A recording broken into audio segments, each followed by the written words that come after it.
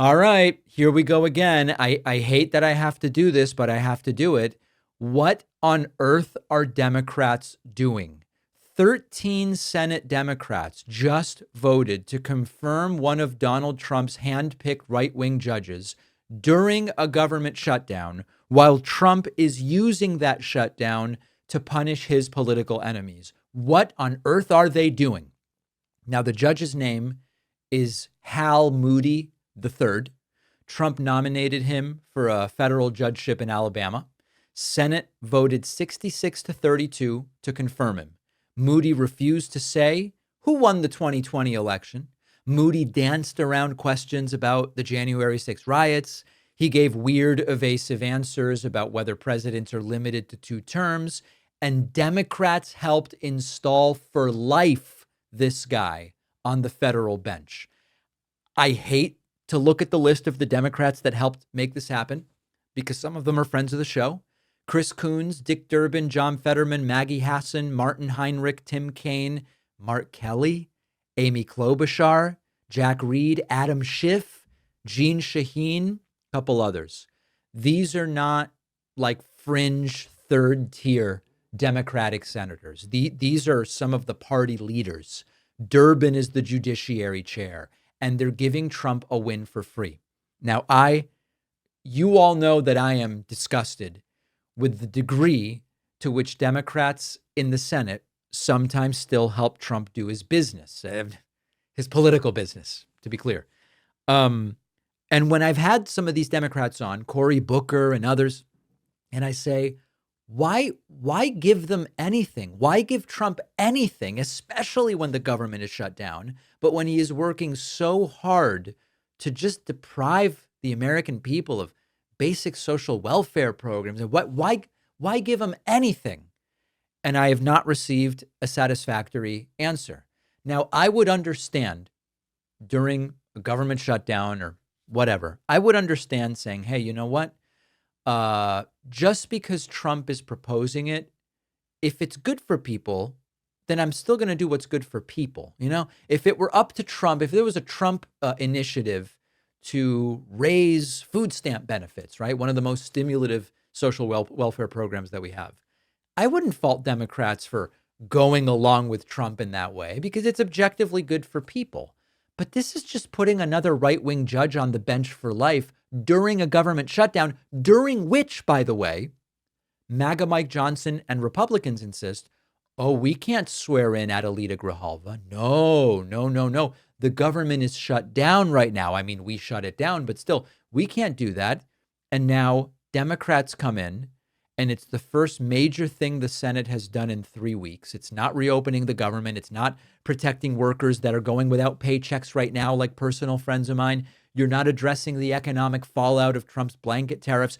You confirmed another lunatic, ideologically extreme Trump judge who won't even admit Biden won the 2020 election fair and square.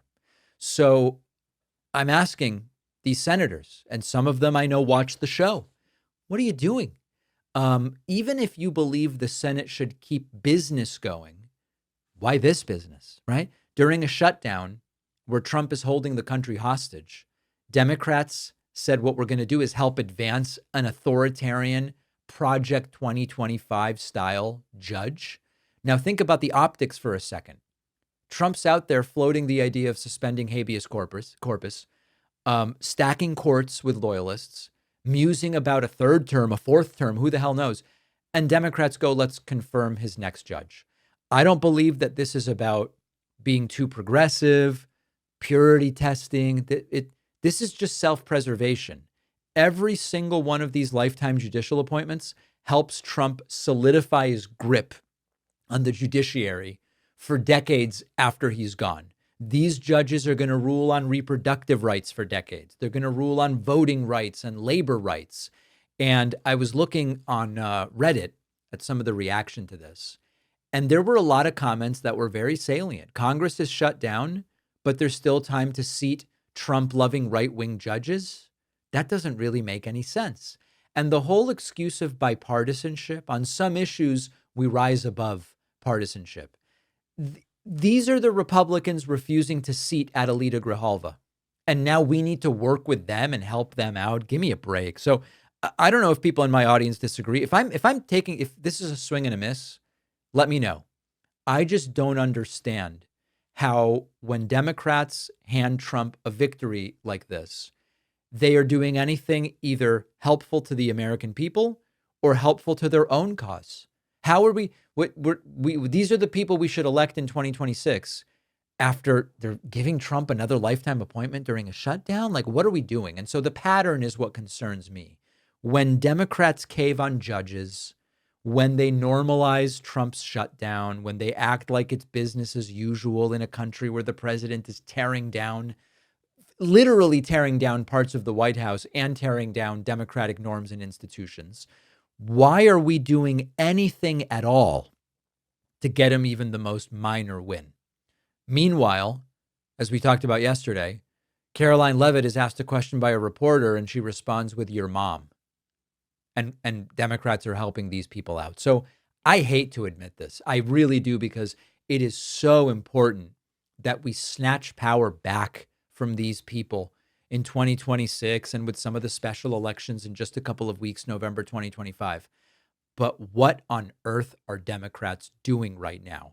Because if the message to voters is we're going to fight Trump, fighting Trump except when it's inconvenient is not a winning message. So don't be surprised, is all I'm saying, if people stop showing up or don't show up in November of 2026. And then don't be surprised, when this Trump appointed judge issues his next ruling with a strong gavel against voting rights or against reproductive freedom or tears down institutions brick by brick with one ruling at a time. We need to remember there was a shutdown and Democrats still gave this guy a lifetime appointment. If I'm wrong, I want to hear from you. Okay. Leave a comment if you disagree with what I'm saying. And if you do agree, make sure to like the video. Make sure to subscribe to the YouTube channel.